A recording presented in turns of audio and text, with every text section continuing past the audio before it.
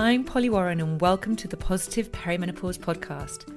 This is the place for some positive inspiration to help you through the rollercoaster ride of perimenopause. I truly believe that with the right support, knowledge and wellness tools, you can feel your best yet, because I'm learning this life phase can be a truly exciting and often pivotal time of life. With every episode, my mission is to support and empower you to own your menopause, because it's time to start taking care of the most important person, and yes, that's you. So thank you for being here and sharing your time with me. Now let's dive in.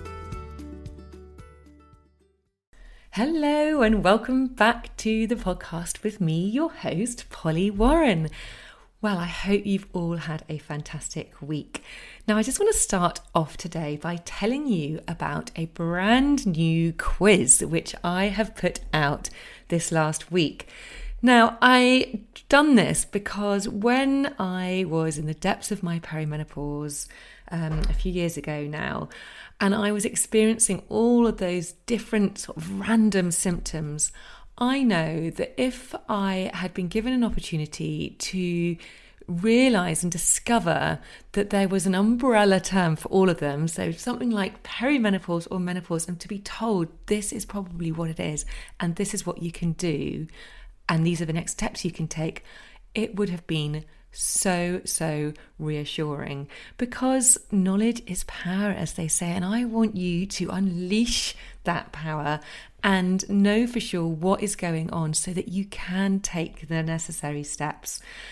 Now, obviously, there's so much information out there, but I thought it would be good if I could put all of it into it's like a 2-minute quiz, which you can take, which will give you a really clear idea that where you're at in your menopause journey. So whether you're premenopausal, perimenopausal, or whether you are actually postmenopausal. So if this sounds like it could be useful for you, you simply need to go to pollywarren.com/quiz and you can take the quiz and let me know how you get on. I'd love to hear what you thought and, were you surprised by the results?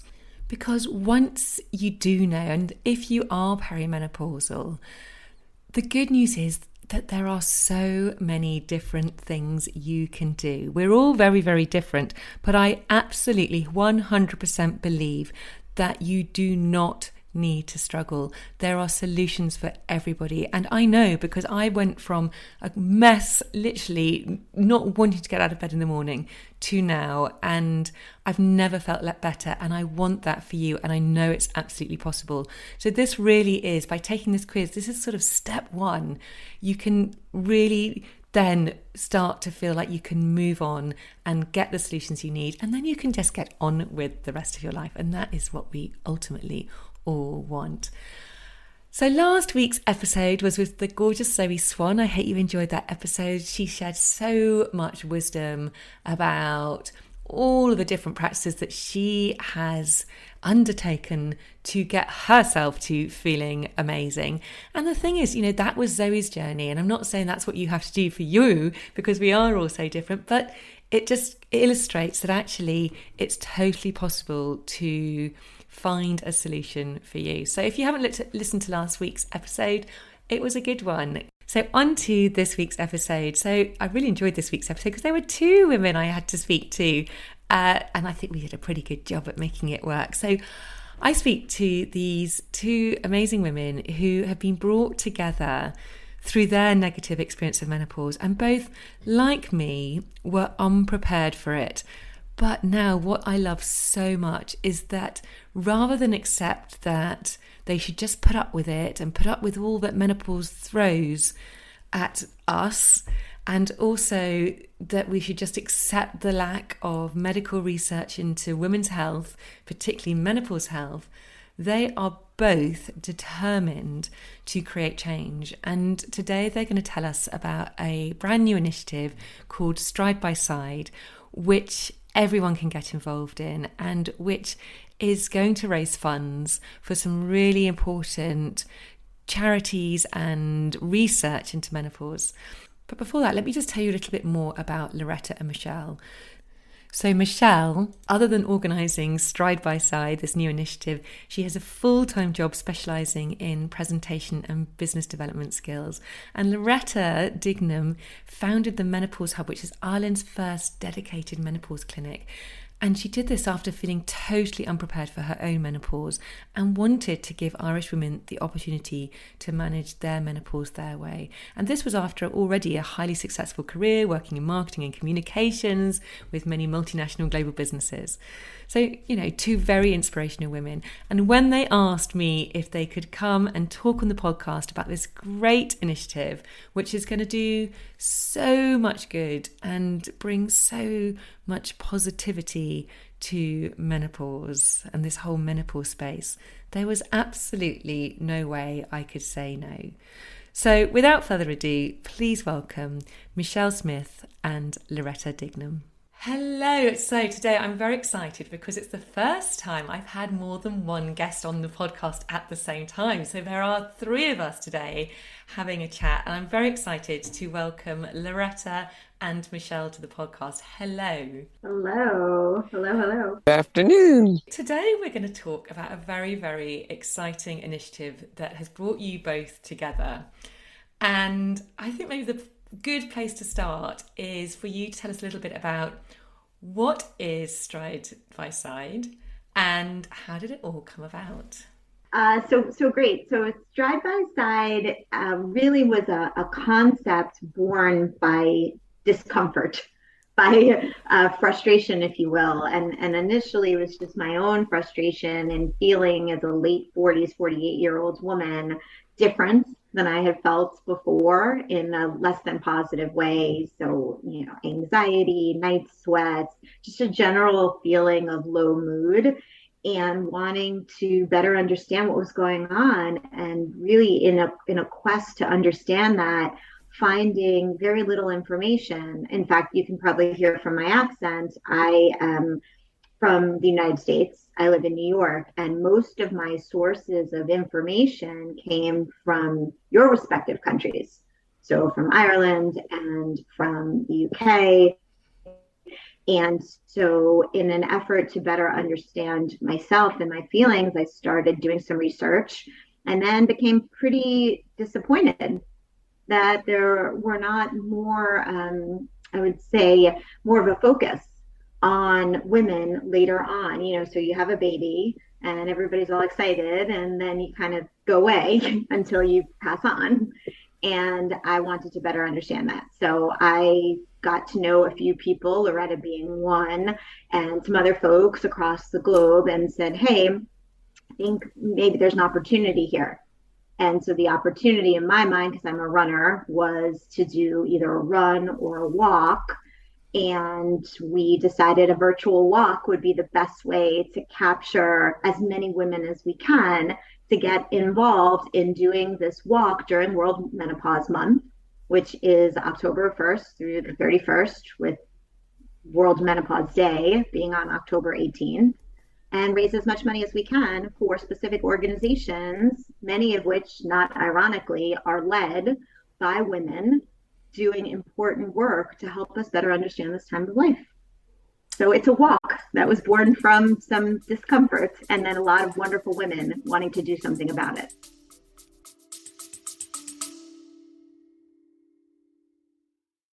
A very quick break to ask you to hit the follow or subscribe button if you haven't already. And if you're enjoying this episode, I'd be super grateful if you could hit those stars and rate it too. Thank you. Yeah, I mean, I just love it, Michele, the fact that you were experiencing these perimenopause symptoms and you weren't just prepared to just accept that they were happening. You were like, right, what can I do? And isn't it interesting? I do find this really fascinating that over here in the UK and in Ireland, we are actually, as you say, kind of, it feels to you that we are further along the journey of raising awareness and becoming better prepared than in the States, which is quite unusual. Why do you think that might be? I have given that quite a bit of thought, and my initial kind of unscientific response to that would be, I think we in the United States here really have a problem with youth being the only time of life that is really worth marketing to, talking about, focusing on. And what I find interesting about that, and somewhat paradoxically, is we focus on youth, but in the United States, power in the sense of who's really controlling money and making decisions is not necessarily people earlier in their lives. And so it's interesting to me because there's a bright light that's being shined on this age category, but I think less actual like power, if you will, for decision making from this part of the population. That's my thought. Yeah, yeah. But with initiatives like this, hopefully we'll begin to start raising awareness, make it more worldwide. So, Loretta, maybe we could bring you in here and just, how did you get involved with Michele? How did it all come about? Well, my story is not unlike Michelle's in the sense that the only difference is I'd never heard the word perimenopause. And 3 years ago, born out of my own experience of going through menopause, because they were I only knew when my periods had stopped. And when my hot flushes began, they were the only two things I knew about menopause. So I knew I was menopausal, and I was 49. And first of all, I thought I was way too young. I was totally unprepared, and we've done research, and 80% of women are unprepared for menopause, and 66% know little or nothing about it. So I would describe knowing about no periods and hot flushes as little or nothing when you see the myriad of symptoms and the long-term effects of the decline in estrogen on our long-term health. Anyway, to cut a long story short, I found the journey lonely. I found it difficult to navigate. The information is so contradictory that's out there. I was frustrated, and my quality of life was actually getting worse. And so when I add up all of the symptoms I had during perimenopause and my menopausal symptoms that I was aware of, we're talking about 8 years, which is really, really a long time in anybody's life where you're living kind of, I suppose, in a suboptimal quality of life. So that drove me to have discussions with more women, and eventually I set up Ireland's first dedicated menopause clinic. And we also do advocacy with government and ministers and so on to change the narrative around menopause. And then the other area we do is training in organisations and workplaces around education for managers, for staff, for menopause champions, for HR and so on, about how to make their workplaces menopause friendly. And I guess that's all. I've been doing this for just over 3.5 years. And the longer I'm in this, the more I'm baffled why this has been so secret and so taboo for so long. And I know we're the last generation to put up with this. Yeah, exactly. It really does feel like that, doesn't it? It does feel like our generation is not willing to let this slide past us like other generations have. And I think maybe, not putting any blame on past generations, I just think it's been incredibly difficult for them. But I do think now, thankfully, the more and more people getting involved, more women speaking out, it's beginning to snowball. And I would also say, just to say that, the power of digital technology, of social media, of us, we're connecting across, to New York, to the continent of the United States, to England. We're able to have these information sharing, communication, educational podcasts and so on. It's made it easier, I suppose, to get the narrative out there and to amplify the messaging, I think. Yeah, absolutely. It's kind of giving women that power, isn't it? It's empowering them with the knowledge and the information in a way that's never been accessible before. So yeah, it's definitely a massive game changer, and it's brought the three of us together, which is quite amazing. So we came together to talk about this great initiative. So does one of you want to just tell us a little bit more? So Michele, you told us a little bit about the actual walk itself. So let's just go into this walk. So what does the actual kind of event, the initiative actually entail? Let's be a bit more specific. Sure. Happy to. So the walk is empowering women to, within the month of October, take 50,000 steps. Now, you may wonder, like, what is that arbitrary number 50? Well, in fact, it's not arbitrary at all. 50,000 steps is about a marathon. And so we thought, those of us who are involved in championing this walk and putting it all together, that 50,000 steps and giving women that marker of you completed a marathon within this period of time would feel very empowering. And this is not something that is limited to women. So everybody can participate in this walk. There's a registration fee that's quite modest. And then we're hoping that people will have a lot of fun with it. And so that might mean putting together teams and having a little friendly competition. And so there's wonderful ways through the technology of the site that people can say, okay, I'm here in Sydney, Australia, and my team has just raised $10,000. And then someone in Spain, in Barcelona, said, well, my team just raised $20,000. And so we're hoping that there'll be this really lovely synergy with the end goal of raising money for 3 particular organizations that we think are doing wonderful work in the area of both advocacy and information, as well as research. And we can talk about who those organizations are if you'd like. Yeah, absolutely.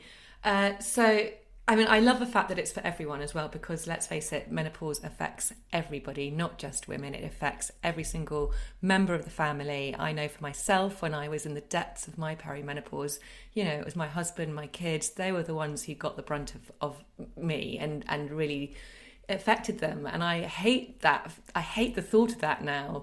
So it really is important that everybody is aware of menopause, and walking is something which is so accessible to everybody, isn't it? One thing, because walking is such a good way to move our bodies and to exercise, maybe you could just tell us a little bit more, because we all go, oh yeah, walking is good for us. Can you tell us a little bit more why particularly it might be even better for us during perimenopause or menopause?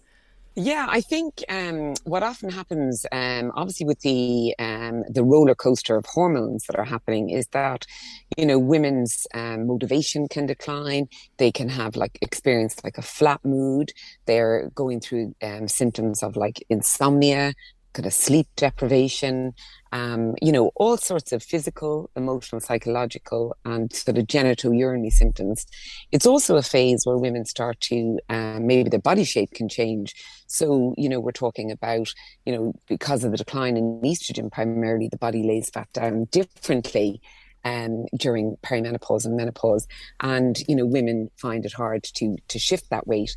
So, and sometimes it's easier to sit at home, and if you're working, and we're in this sandwich generation, maybe you're working outside the home, you've got kids, teenagers, elderly parents, and so on. You're trying to have it all and do it all. So, it's very easy in the evening to slump down in front of the television, have a glass of wine, eat sort of food that isn't that great for you. And it becomes this sort of vicious cycle. And we see it all the time with women. And so this is a great opportunity to try and break that cycle and to get out, to get moving. We know that breast cancer can affect women in this age group, and that, exercise is really good in terms of helping reduce risk. And being at the right weight for your height is also really good. And cutting out the sort of cutting down alcohol, cutting out cigarettes, eating a more Mediterranean diet, all that sort of thing, all the things we know in theory that are good for us. And this is just, and it's obviously more difficult to do in practice. Otherwise we'd be all doing it. But so this is an opportunity, I think, for us to, in solidarity, to get moving. So there's health benefits, but it's also, I think, psychologically for us to be working and raising money in conjunction with other women all over the world. Yeah. And I think this is an issue that faces all women. And some cultures worse than others, but it affects women globally. And this is a global issue. And this is part of standing up for ourselves as women. It's part of us looking for more research, so that we know the impact of the decline in our hormones and the changes in our hormone composition for our longer term health. So, some of the initiatives are looking at the research is looking at brain health, and the other one is looking at the impact of testosterone on our bodies beyond just libido. So I think this is a fantastic opportunity and can change things for women. And maybe women can make new friends, make new acquaintances, make new connections. So there's lots of layers to it, I think. Yeah, I just wanted to add, we use the term walk because as we've said, walking is quite accessible for most, but not for all. And so in the spirit of being inclusive, movements is one way that people can also participate. So that might mean your movement is in a wheelchair, or your movement is through some other capacity, maybe even swimming. So the idea of steps, we don't want people to necessarily hear it as it must be standing upright on 2 feet to be involved in this, because we know that that is not the case for everybody. The only other point I wanted to make, building off of what Loretta said in terms of people across the globe, one of our partners has introduced us to some work that's being done in Saudi Arabia. And that's quite interesting if you think about some of the cultural layerings, no pun intended, that can exist in terms of clothing and so forth for women there. And so more to come on that. It's early days, but looking forward to getting understanding and involvement from that part of the globe. Yeah. I just think it's a really fantastic opportunity. As you said, Loretta, we know it's good to get moving, and it's also really good to get moving in a group of people. It's almost having that feeling that you're not doing it alone, you're doing it for a greater cause. So if anybody's listening and they're thinking, I really need to get out more and I've got to get moving, this is just like the perfect opportunity to actually go, right, okay, I'm going to see if I can do this 50,000 step challenge in October. It's totally possible. It just requires a little bit of commitment. And I'm sure once you start going, you can tick it off and you can see those steps rise and you'll feel that momentum going, and hopefully it will spur you on to carry on after the month of October. And doing it to raise money will make you feel good. You'll also have that accountability to yourself, and maybe if you tell somebody else that you're doing it as well, or do it with a group, you've got that accountability to them. So it's kind of a win-win-win, really, isn't it? Absolutely. Let's go back to the charities then. Let's go here a little bit more. So you mentioned that there are a couple of charities which the money is going to be raised for. So one which I'm very passionate about in particular is the brain health one, having Alzheimer's and dementia in my family. So can you just tell us a little bit more about those? Sure. Yeah. So maybe we'll start with that one, and then Loretta, of course, can speak to some of the other efforts. So Dr. Lisa Mosconi, who leads up Weill Cornell's Women's Brain Initiative. I had seen her TED Talk and was very impressed both with the work that she was doing and the way that she was communicating the work that she was doing. So we reached out to them early days. Emily Barkley and Emily runs the Perimenopause Hub in the UK. Yeah, she's been on the podcast. Yeah, episode 2, I think, for anybody who wants to go and listen to that. So awesome. So she and I reached out thinking that there's no way that we're going to hear back from this organization. And lo and behold, within the 24 hours, we heard back from somebody on Dr. Mosconi's team saying, we would love to get involved. We would love to support you. And so the work that's being done there is one of the organizations to whom we're partnered with and will be donating funds to. And then here in New York, there's another organization called Let's Talk Menopause, which is an education and advocacy not-for-profit. And they will be receiving funds as well to support their educational efforts. Largely things, they did something very impressive in the New York City subway system, a campaign last year called It's Not Just All in Your Head. And so initiatives like that are where monies will go to that particular organization. And then last but certainly not least, Loretta's. Yeah, so we thought with the success of this event and the amount of money that we're raising, or we will raise, is that there was an opportunity to cover a couple of topics that we need to have more information about. And so obviously the Women's Brain Initiative is an incredible piece of work or series of research projects. And so to complement that, we thought we would look at the whole area of testosterone. And testosterone, to be honest, I'm on testosterone myself. But prior to ever going to see a menopause specialist, I didn't know that women needed testosterone, or that some women need testosterone. And when after my third month on HRT, hormone replacement therapy, I was on estrogen and progesterone. I went to see the practitioner, and they sort of said to me, what's the last thing that's missing, Loretta? Or, if I had a magic wand, what would you like? And I said, I just would like my energy levels back. I would like my vava boom. I would like my mojo back. And so I started on testosterone, and it was really like the missing piece of the jigsaw for me. And I have to say, I didn't know anything about that. Now, obviously, there's lots of research, or there's some research saying that it can impact women's libido and sexual satisfaction and so on. But there is no research around any other benefits. And so increasingly, testosterone is being prescribed for women. And therefore, we felt it would be great to get what we know as anecdotal evidence translated into scientific evidence around the benefits of testosterone. And so the money from the UK and Ireland is going towards piece of research around the benefits of testosterone outside of just libido. And so the Menopause Hub is working. We already have clinicians in our clinic, but we're going to work with one of the major universities to explore this whole area, so that we will be able to add new information and new data to this whole piece of the menopause puzzle. So I think when you add both of those in, that's a significant increase in research that's known and understood. And that's women doing it for themselves, but also for the generations to come. Yeah, absolutely. Just going back to testosterone, at the moment it's unlicensed for use here in the UK, isn't it? And presumably Ireland as well. Yeah. And I presume, I'm not sure about what the state is in the US, but it's unlicensed, but yet you can be prescribed it by your GP or a menopause specialist. But obviously it's the testosterone which they're prescribing is actually made for men, isn't it? Well, there are two types, would you believe?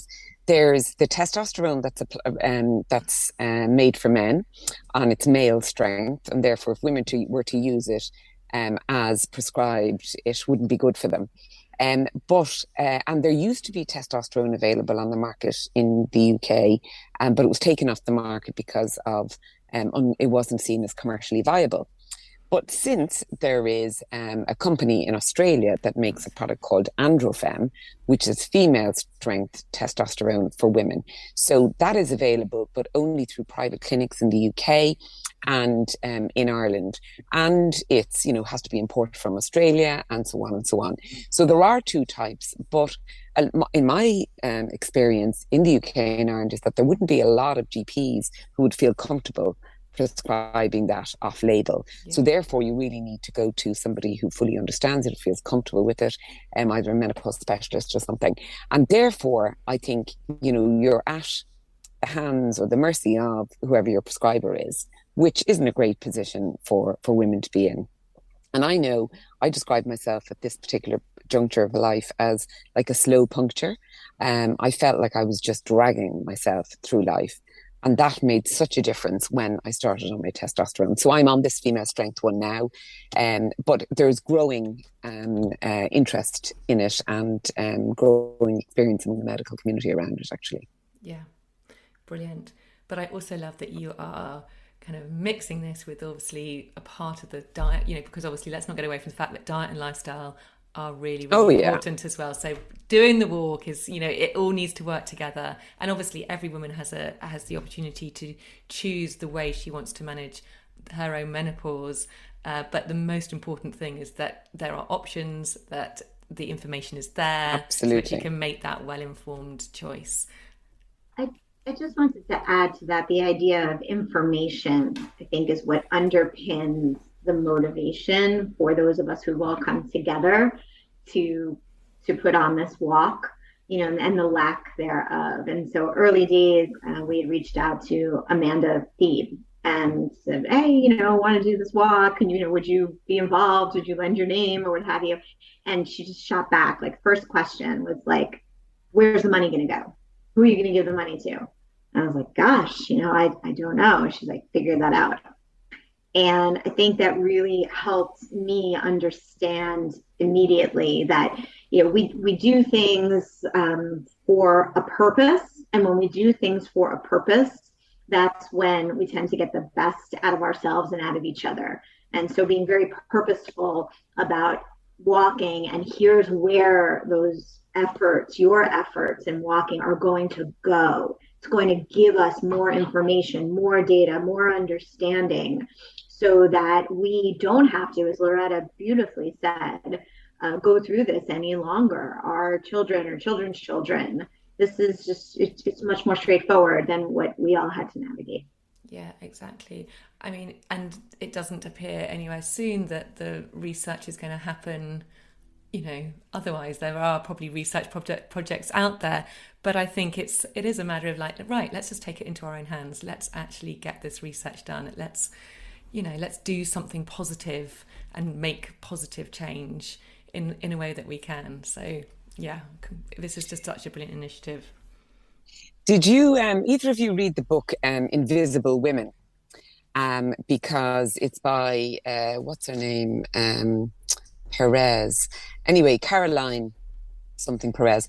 And in it, she talks about all the research that's done, particularly in the medical community, and how much of it has been done. And it's been, tests on men. And very little research is done on women. So, for example, when we hear about a cardiac arrest, the symptoms that are usually described are all the male symptoms, and females experience cardiac arrest in a completely different way. And therefore, it can be missed until it's too late. So I think really what we're trying to do here is to say women's health is really important. Research around women's health is really important.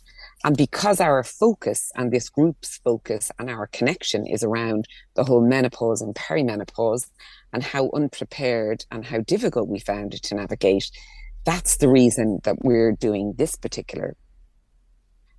But yeah, I think if you look around the world, there isn't enough invested in women's health. Yeah, and that was echoed in Lisa Mosconi's book about the brain as well, in terms of the research which has been done on, research is done on men, women weren't allowed Absolutely. to be part of Exactly. many research studies because, well, for one reason or another. So yeah, it's very, very. They were often seen as too complex, if you don't mind. Yeah.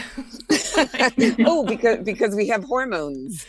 Yeah, I mean, it's crazy, isn't it? Total madness. So what's your vision for this walk? In an ideal world, where do you want to take it? How many people do you want to get involved? What is your vision? Okay, so in a perfect world, and I think we can strive for almost perfection here. Why not, right? Why not? What this walk will do is it will bring as many people together as possible to participate. And so we're looking for numbers. We're looking for as many people as possible to know about this walk, and then to register, to sign up, and to fundraise. And there's so many different ways, as I talked about earlier, to fundraise and to do that so that we all feel like we're moving the needle, excuse like the business jargon, like we're moving the needle towards getting more research done to help ourselves. So what would we like? We would like as many people to know about this walk as possible, as many people as possible to sign up and register, and to fundraise. Our goal we would love to see this walk generate in terms of funds, $1 million US. We think that's very achievable. If it sounds like hubris, that's okay. But we believe that it's very achievable. And we want these organizations to benefit from that money, to do the research that we know is critical for all of us to be better prepared for this time of life. Yeah. And I think what would be amazing is anybody who's listening to the podcast, if you've got friends, family, whatever in other countries, colleagues, that you would encourage them to join in, because we want this to be as global as possible. And, you know, it doesn't belong to any one country or one group of people.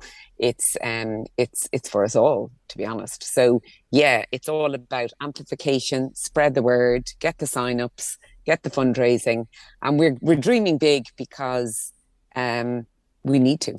Yeah, absolutely. Well, I for sure will be doing my 50,000 steps. Absolutely. Anybody who wants to join a team, I'm here. I'm willing to do it. So guys, tell us how we can people can sign up. So our website officially launches next week.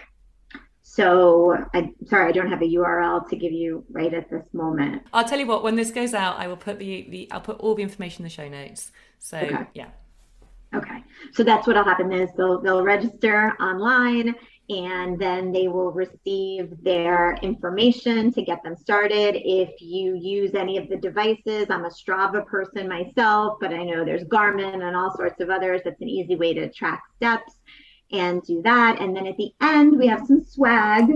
So, I mean, it's a virtual walk, but we still have a little certificate that you could print out and put up and say that you completed your steps, however many you did. We also have bibs that people can wear. So if you walk alone or if you walk with a group of people, you can put on your bib and show your support that way. And we may have some other prizes for the top fundraising teams to be announced later on.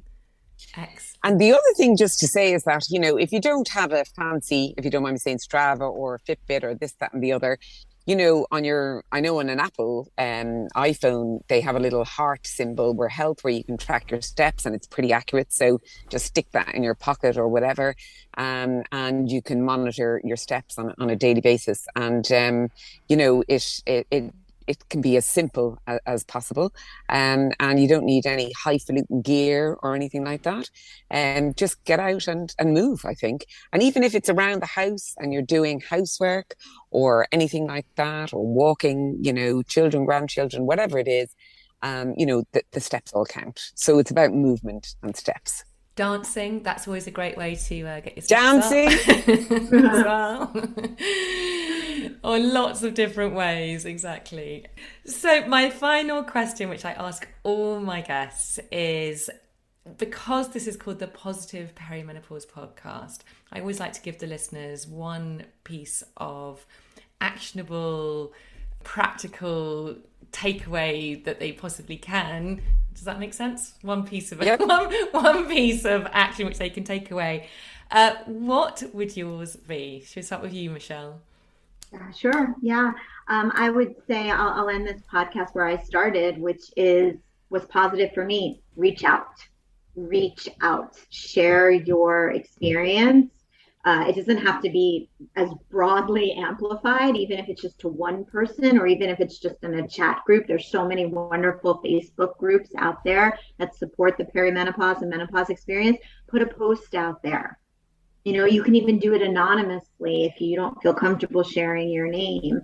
And what I love about being involved in this, and anything really that women are a part of, is you get support back.